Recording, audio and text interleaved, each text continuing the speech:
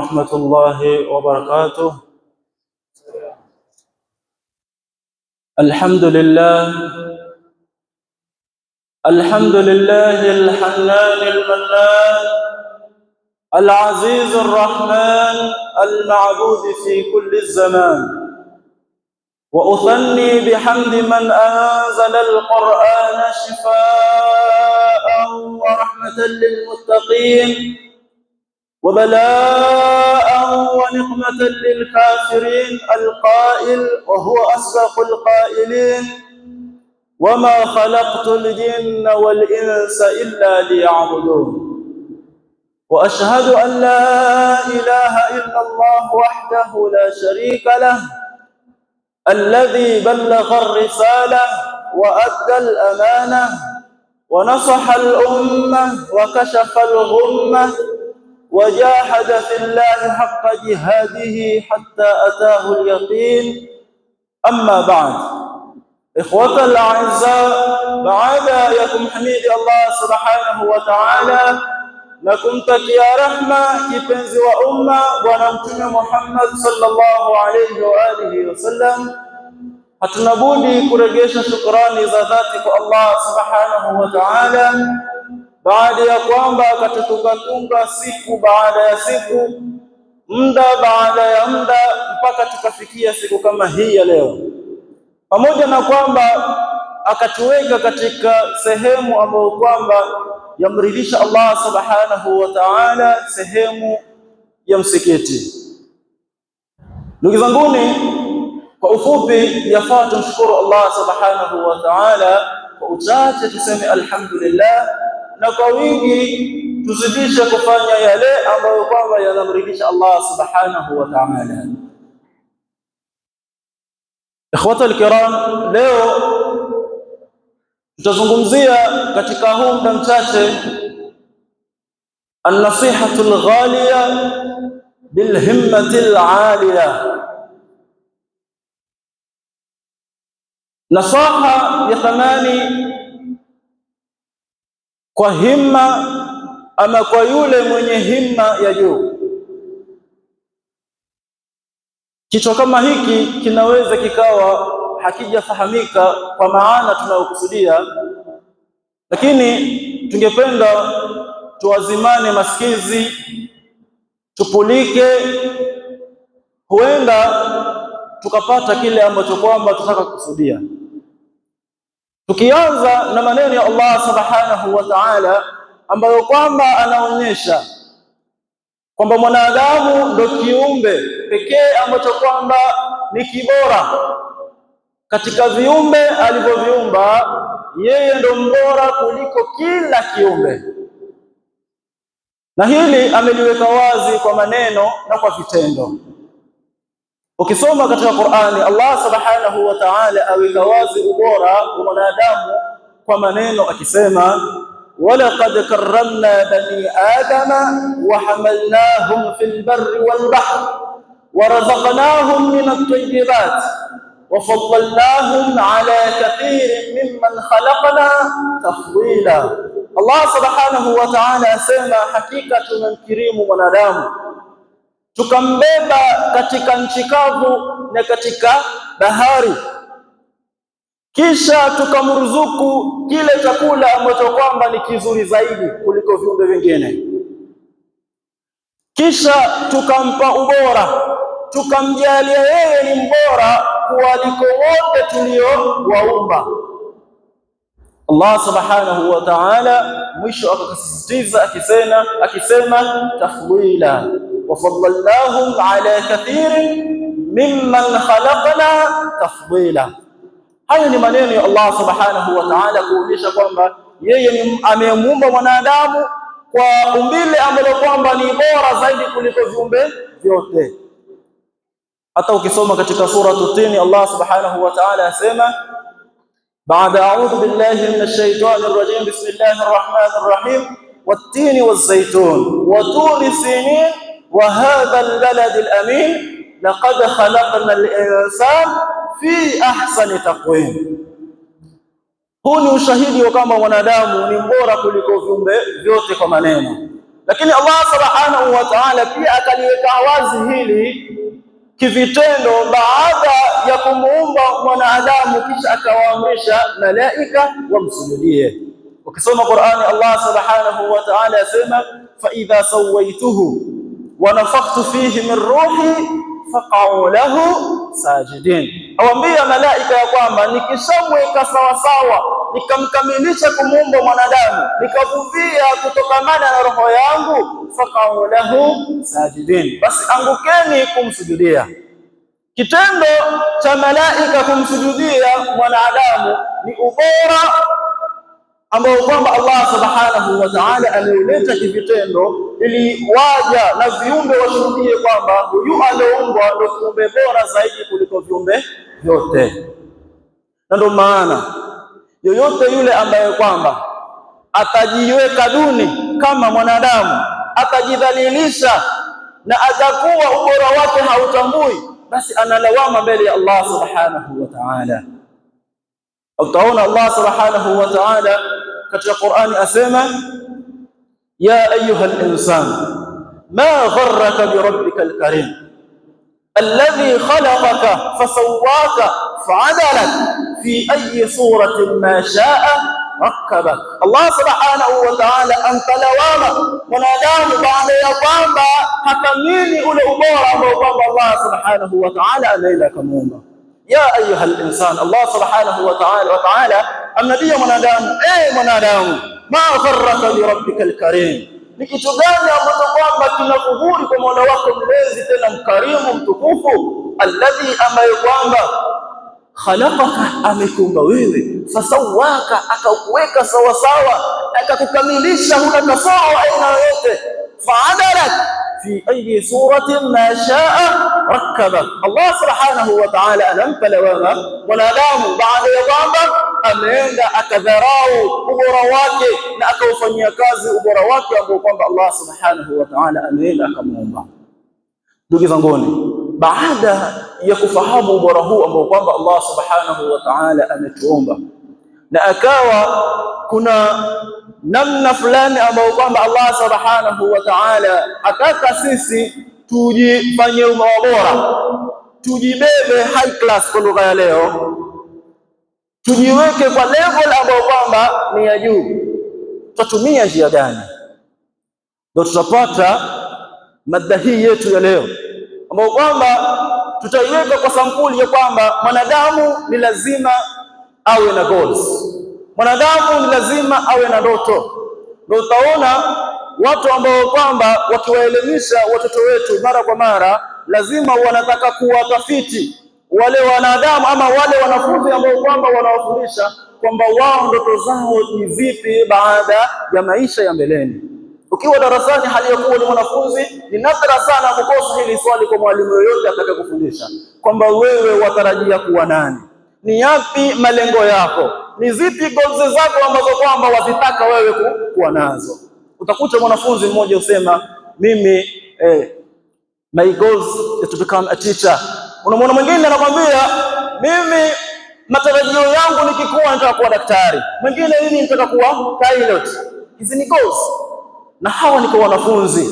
Lakini mwanadamu yoyote anastahiki kuwa na goals. Kwa maana utaona wanabiashara, watu ambao kwamba wana pesa zao, watu ambao kwamba hata wale ambao kwamba hawana pesa, lakini kila mmoja ana malengo. Unakuta ni hali ya udhaifu sana kumuona mtu yoyote yuaishi na hana goals zake mbeleni, hana malengo ya maisha yake anayoyaishi, kwamba haya ninayoyaishi mimi mbeleni nitaka kuwa fulani, hivi ninavyoishi mimi mbeleni nitaka nipate kitu fulani. Utaona ni ngumu sana. Na ikiwa mtu hana haya malengo ama hana goals ambazo kwamba ameziseti katika maisha yake, basi huyu ni failure. Kipindi waishi na kuendelea maisha yake yote, yeye atakuwa ni mwenye kufeli. Kwa sababu gani? Hana goals ambazo kwamba atakuwa anazilenga, mimi haya maisha ninaishi lazima nifikie katika haya malengo. Ndugu zanguni, huu ufahamu ndio ufahamu ambao kwamba tunataka tupitishe hii leo, kwamba nasaha ambayo kwamba ni ya thamani ni mtu kuwa na himma ya juu, ni mtu goals zake katika maisha yake ya uhai, malengo yake iwe ni ya juu. Mtu asiwazie yale mambo ama asiwe na ngozi za chini, mambo ambayo kwamba ni dania ama ni hawir. Mambo ya chini, mtu akiwa na ngozi zake zikiwa za chini, wewe wajiandaa kufeli. Ukitaka kufanikiwa ni lazima ulenge ngozi zako ziwe za juu. Kama wewe waishi hali ya kuwa mzazi wako ni mkulima, basi wewe ni lazima upande daraja. Ukulima uwezi na ufikie daraja ya juu ambayo kwamba itakuwa ni thamani ya ile hali ambayo kwamba umewakuta wazazi wako. Ikiwa wewe ni mkulima, pia ni wajibu kwako wewe kufanikiwa uwe na ngozi za juu. Ukulima wako ukufikishe mahali gani? Nasaha ya ghali ni mtu kuwa na himma ya juu, na hili ni jambo ambalo kwamba unaweza ukaona tunajaribu kulicreate ama kujaribu kulipitisha kwa watu hivi sasa lifahamike, lakini ni jambo katika dini linatakikaniwa sana. Ni jambo ambalo kwamba hata katika ashabi Rasulullah sallallahu alaihi wasallam walikuwa nalo akilini. Katika kufanikiwa duniani na akhera ni mtu awe na gozi, tena si gozi duni. Na ndio ukisoma katika kitabu cha Asiyar cha Imamu Dhahabi, aeleza katika masahaba, sema ya kwamba katika masahaba wanne, watatu wakiwa ni wa baba mmoja, akiwa Mus'ab ibn Zubair, akiwa Abdullah ibn Zubair na Urwa ibn Zubair na Abdullah ibn Umar. Hawa ni masahaba wanne ambao kwamba siku moja waliingia katika chumba. Baada ya kuingia katika chumba, katika mazungumzo yao kila mmoja akaeka target ya gozi zake, wakaulizana, kila mmoja atamani, kila mmoja aseti goals zake. Anataka kuwa nani baada ya muda? Anataka kufaulu kitu gani baada ya muda katika maisha yake? Urwa ibn Zubair yeye akawa wa kwanza katika kuwatangazia wenzake ya kwamba mimi goals zangu nataka niwe kadhaa. Asema tamanna Urwa ibn Zubair an yu'khadha anhu al-ilm. Urwa yeye goals zake ni kwamba mimi niwe mwanachuoni, watu wasome kwangu. Abdullah ibn Zubair goals aliyoseti ni kwamba yeye tamanna, alitamani, yeye aliweka goals, aliseti goals za kuwa khalifa. Na Mus'ab ibn Zubair yeye alitamani awe kiongozi wa sehemu za Kufa, kisha atamani awaoe wanawake wawili. Alitamani an yajma baina Aisha binti Talha wa Sakina binti al-Husayn. Alitamani ya kwamba mimi maisha yangu ya ndoa natamani nimuoe Aisha binti Talha na nimuoe Sakina binti al-Husayn. Abdullah ibn Umar asema yeye atamani an yughfara lahu, atamani asamehewe madhambi yake. Kila mmoja aliset goals. Adh-Dhahabi aelezea ya kwamba kila mmoja atamulika kwa haya aliyoyatamani kwamba ameyasadifu na kuyapata katika maisha yake. Urwa ibn Zubair alikuwa mwanachuoni, ukimsoma hakuna ambaye kwamba hatambui kwamba Urwa ibn Zubair alikuwa mwanachuoni, alifundisha na watu elimu kweli wakaibeba kwake. Abdullah ibn Zubair kweli alipata ukhalifa, uongozi katika Uislamu, na Mus'ab ibn Zubair akawa kiongozi sehemu za Kufa, na pia akamuoa wale ambao kwamba alitamani na kusetigozi kwamba awaoe, na akawaoa kweli. Adh-Dhahabi asema matarajio makubwa na dhana mzuri ni kwamba Abdullah ibn Zubair na yeye amesamehewa madhambi yake mbele ya Allah subhanahu wa ta'ala. Ndugu zangu, katika hawa masahaba wanne ni nani ambaye kwamba ameweka gozi zake za juu kuwashinda wote, na ni nani ambaye kwamba katika gozi zote amefaulu? Lau kila mmoja atazipata kama tulivyoeleza, moja kwa moja ya kupelekea kwamba aliyefanikiwa ghaya kufanikiwa ni Abdullah ibn Zubair, kwa dhana mzuri ya kwamba wenzake wote walioset goals wote wameyafikia, na yeye ameset goals ya kwamba Allah subhanahu wa ta'ala amsamehe madhambi yake, na huenda kwa dhana mzuri kwamba yeye pia amesamehewa madhambi yake.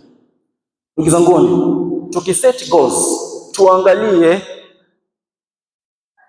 ile goli ya juu zaidi, malengo ya juu zaidi, kuliko kuweka malengo ambayo kwamba unaenda ukaipata kisha isiyo ya milele.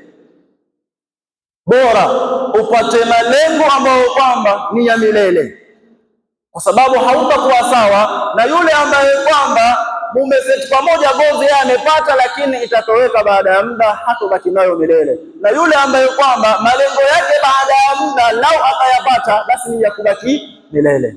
Tunachokizungumza ni kwamba katika maisha yako target malengo yako kwa Allah subhanahu wa ta'ala, malengo ambayo kwamba yatakuwa ni yenye kubaki milele na yatakuwa hayaishi katika kubakia kwake, ni leo duniani na kesho akhira. Na tukisoma hadithi ya bwana mtume Muhammad sallallahu alayhi wa alihi wasallam, hadithi al-Husayn radhiyallahu anhu asema, inna Allaha yuhibbu ma'ali al-umur wa yakrahu safsafaha. Allah subhanahu wa ta'ala wapenda yale mambo ya juu, mambo ya hadhi. Allah subhanahu wa ta'ala yapenda. Ukitamani wewe set goals ambazo kwamba zitakupatisha hadhi, goals ambazo kwamba zitakutoa katika daraja uliyoko ikupandishe daraja ya juu.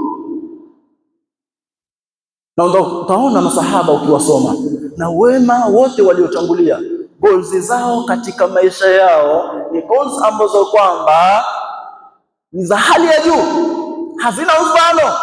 Na leo wakiangalia kwamba haya malengo tunaoyalenga sisi yatakuwa ni yenye kutoweka baada ya muda, basi hukimbilia, hima zao huwa za juu zaidi, hukimbilia yale ambayo kwamba lau watayapata basi hakuna kuisha mafanikio yake wala hakuna kukatika, ni ya milele. Soma hadithi ya Anas ibn Malik. Bwana Mtume Muhammad sallallahu alaihi wasallam katika hadithi, Anas ibn Malik aelezea, asema Maansar katika masiku walikusanyika, Maansari wale katika wakulima walikusanyika, wakawa wanajiambeza, qalu taibana wa nahnu nadhahu lma, tupata taabu sisi, tunyunyiza mimea yetu na mazao yetu, tunyunyiza maji na bwana Mtume Muhammad yuko, hebu tumwendeeni bwana Mtume Muhammad sallallahu alaihi wasallam, an yufajjira lana aljibala naharan, twendeni tukamwambia bwana Mtume Muhammad sallallahu alaihi wa alihi wasallam atuombe haya majabali yapasuke, kuwe na mito yenye kutiririka, ili mimea yetu isipate tabu, ipate maji, kuliko hizi tabu ambazo kwamba tunazipata kuchota maji na kwenda kunyunyiza. Wakakusanyika wote wakaelekea kwa bwana Mtume Muhammad sallallahu alayhi wa alihi wasallam. Wafika kwa bwana Mtume Muhammad sallallahu alayhi wasallam, Mtume awakongowea kwa maneno ya bishara, maneno ya habari nzuri, awambia, wallahi ma ji'tu bikum al-yawm illa amr, wallahi hamjakuja nyinyi hii leo isipokuwa mna jambo, nyinyi mmekuja na jambo. Kisha akawambia, wala tasaluni al-yawma shay'an illa a'taytukumuhu wala as'alu rabbi shay'an illa a'tanihi. Bwana Mtume awaambia, leo hii hamuniombi chochote, hamunitaki msaada wa jambo lolote isipokuwa nitawapa hii leo. Akawaambia, wala as'alu rabbi shay'an illa atani, na hii leo simuombi chochote Mwenyezi Mungu isipokuwa atanipa. Angalia haya maneno, hawa ni watu ambao kwamba wanatabu, wameenda kwa bwana Mtume Muhammad sallallahu alaihi wasallam kwenda kumuomba matatizo yao yaishi. Walipofika wakaambiwa, leo hii mkiomba chochote nitawatimizieni, kwa sababu hii leo nikimwomba Mwenyezi Mungu chochote atanipa. Angalia akili za Ansar, angalia himma za Ansar. Walienda na goals zingine, lakini waliposikia haya maneno wakaambizana, kakaa kando, wakaambizana kwamba kabla hawajasema shida yao, Wakaambizana nini? Dunia turidun. Jamaa, hivi sasa tutaka dunia? Bwana Mtume ashatuambia chochote tuombe leo tukubaliwa leo. Tutaka dunia kwani? Kwa sababu kile ambacho kwamba wameenda pale kwa ajili hicho kitu ni kitu cha dunia. Wapate mvua, wapate maji mimea yao, lakini baadaye watavuna. Wakishavuna ile faida ambayo kwamba wataipata itaisha. Huenda kukarudi tena yale zamu nyingine ama mwaka mwingine wa mavuno na kulima. Wakawa waulizana, dunia turidun. Jamaa, tutaka dunia hivi sasa? Tutaka dunia? Wakawa wanaambizana, tumuombeni Mtume atuombee msamaha. Hakuna yoyote, kwa sababu ya himma zao ambazo kwamba ziko juu, hakuna yoyote aliyepinga. Kila mmoja amesekoza ambazo kwamba ziko juu na si zenye kukatika. Wakamwambia, ya Rasulullah, istaghfir lana, tuombee msamaha, tuombee. Matatizo yao walimeyaacha, kwa sababu ndiyo ni katika mafanikio, wakiomba watapata, lakini mafanikio yao hayatakuwa ni yenye kubakia. Lazima gozo zao ziwe za juu, himma zao ziwe juu. Angalia Bwana Mtume Muhammad sallallahu alaihi wasallam awaambia nini? Bwana Mtume ainua mikono, aambia, ya Rabbi, wasamehe al-ansar waliabnai al-ansar waliabnai al-ansar. Mtume aomba dua, asema, ya Rabbi, wasamehe hawa maansar na watoto wao na watoto wa watoto wao, kuanzia wao mpaka wajukuu zao wameombewa msamaha hiyo siku. Angalia maanswali walizokipata msamaha kutoka kwa Bwana Mtume Muhammad sallallahu alayhi wa alihi wasallam, msamaha ambao kwamba maombi yake yameombwa na kiumbe bora kuliko viumbe vyote, kiumbe ambaye kwamba akiomba hakurejeshi patupu, kiumbe ambaye kwamba ametangaziwa katika Qur'ani, walau annahum idhalamu anfusahum yauka. Mwenyezi Mungu asema katika Qur'ani, lao watu wadhulumu kisha wakakujilia wewe, fastaghfirullaha wastaghfara lahumur rasul, wakamwomba msamaha na wewe ukamwombea msamaha, Mtume akamwombea msamaha, lawajadullaha tawwabar rahima. Allah subhanahu wa ta'ala sasa atakuwa ni wenye kuwasamehe tena kwa hakikisho. Leo hii maanswari kwa himma zao zilizo juu wameombwa msamaha wao, watoto wao na wajukuu zao. Haya ndo yale ambayo kwamba tunataka kujaribu kuyafikisha, ya kwamba kila mmoja awe na himma ya juu. Hakuna nasaha ya thamani zaidi ya kuwa useti malengo yako yawe ya juu zaidi. Allah subhanahu wa ta'ala yakrahu safsafaha. Allah subhanahu wa ta'ala hapendi watu kujiweka daraja ya chini, hapendi watu kujichukulia kwamba wao ni dhaifu, kujiweka chini. Sifa hiyo si sifa ya waumini, sifa hiyo si sifa ya watu wema, kwa sababu Allah subhanahu wa ta'ala kama tulivyosema mwanzo aliposema laqad khalaqna al-insana fi ahsani taqwim, mbele akasema thumma radadnahu asfala safilin, baada ya kwamba tumemuumba vizuri kwa ukamilifu ulio sawasawa, kisha tukamregesha chini ya walio chini. Si wanadamu wote, bali Mwenyezi Mungu asema illa alladhina amanu wa amilus salihat. Wewe kama una imani ya kumwamini Allah subhanahu wa ta'ala na wafanya mambo mema ukawa ni mwema, hautakuwa na udhalilifu na unyonge. Mu'min muislamu ambaye kwamba ana imani na ana wema anaoutenda ni mwema, basi mambo yake yafaa ayapeleke juu, kwa sababu yeye ni wa hadhi ya juu. Na utasoma mmoja katika masahaba akiitwa Rabi'a ibn Ka'b al-Aslami, asema siku moja atani ar-Rasul sallallahu alaihi wasallam bihajatihi, asema siku moja nilienda kwa Bwana Mtume Muhammad kwa haja aliyonituma, kwa haja yake. Nilipofika, baada ya kwamba nimepeleka haja yake, Bwana Mtume anambia sal, omba.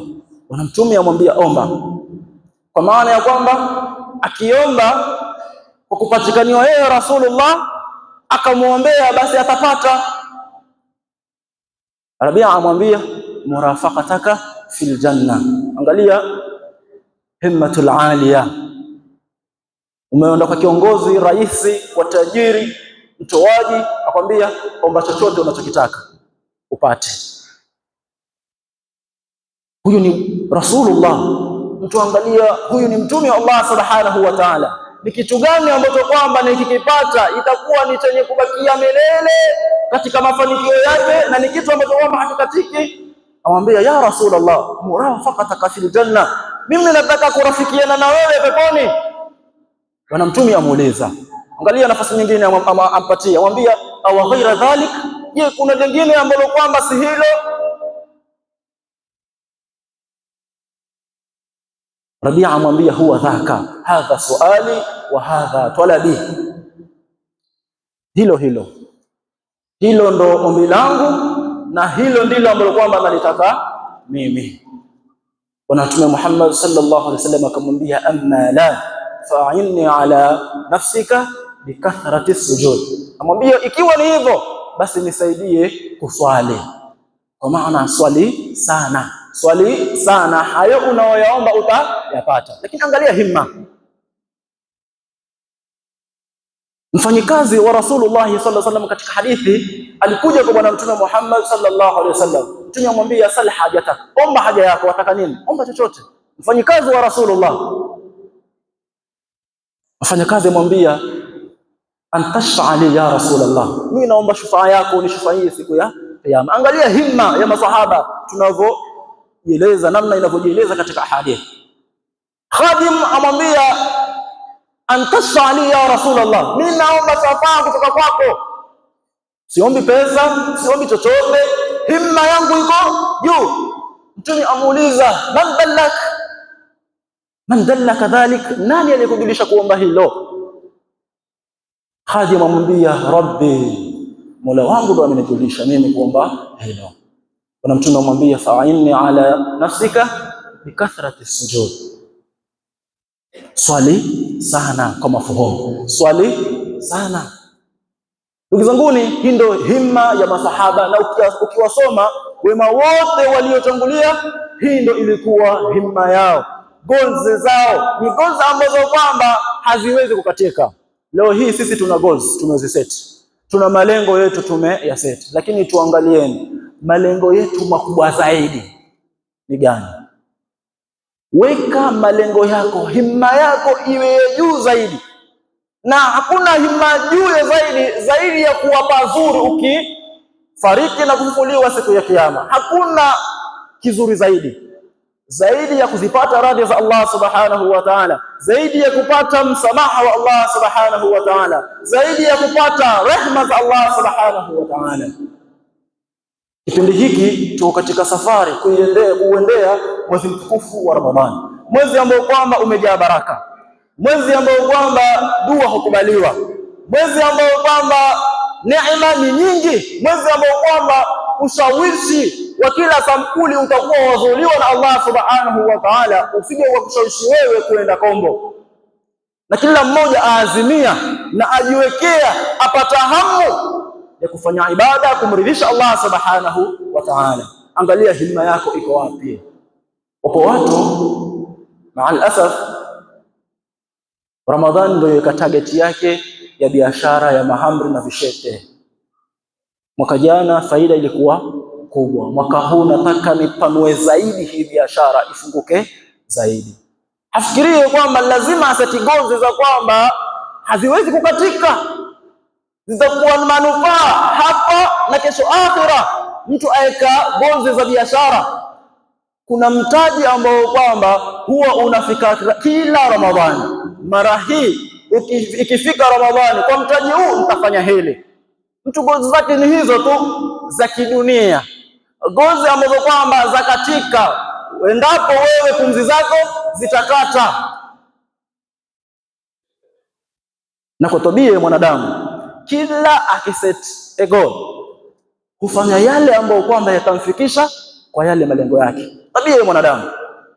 Na wewe ukiset goals za kwamba upate msamaha wa Allah subhanahu wa ta'ala, upate rahma za Allah subhanahu wa ta'ala, uache huru na moto wa Allah subhanahu wa ta'ala, basi lazima utafanya bidii ili hizo goals ambazo kwamba umeziset uzifanikiwe. Na sisi tuwekeni goals zetu kwa kile ambacho kwamba kitapatikaniwa, haitakuwa baada ya kuisha Ramadhani ndio manufaa yameisha, isipokuwa itakuwa kuendelea hapa duniani na kesho akhira. Tumwombeni Allah subhanahu wa ta'ala atujalie min alladhina yastami'una alqawla fayattabi'una ahsana, wallahu a'lam bis-sawab.